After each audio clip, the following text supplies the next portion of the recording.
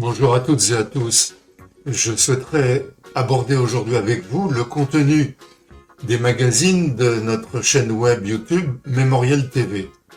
Comme vous le savez, il y a la partie magazine qui a lieu tous les 15 jours et en alternance, le journal web de Mémorial TV dont je vous propose ce numéro aujourd'hui. Alors le sujet qui est abordé dans ce numéro de ce jour concerne les archives cinéma amateurs des Châtillonnais de cœur ou résidents. Bien sûr, à la différence des photographies qui sont plus anciennes et plus fréquentes, les archives cinéma amateurs sont beaucoup plus rares, sont beaucoup plus fragiles, se détériorent et leur conservation ne va pas très simplement se faire.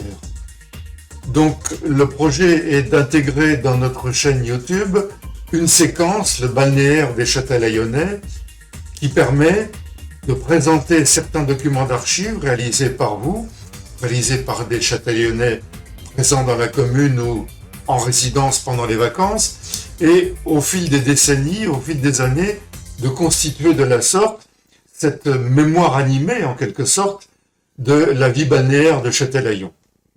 Alors, bien entendu, ces documents varient beaucoup selon les époques.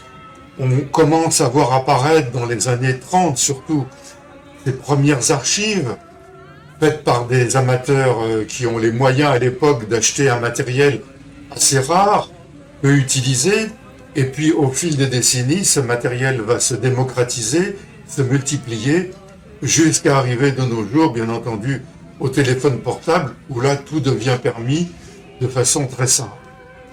Alors, les premières séquences de ce balnéaire des Châtillonnais est programmée dans notre magazine et je vous suggère de prendre contact si vous souhaitez partager certains de vos documents dans la diffusion de Mémorial TV.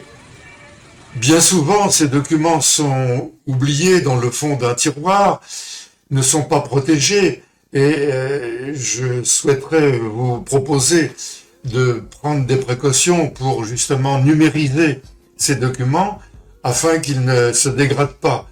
Nous savons tous que certaines images qui sont conservées sur des bandes magnétiques en VHS ou en 8 mm vidéo sont facilement dégradées et que cette mémoire risque de disparaître.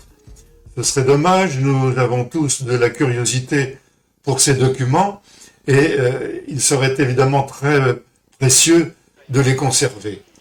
Voilà donc pour cette proposition que je me permets de vous adresser.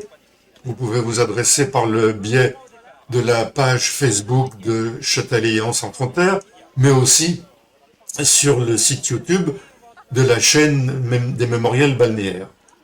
Je vous remercie pour votre attention et je vous dis à très bientôt.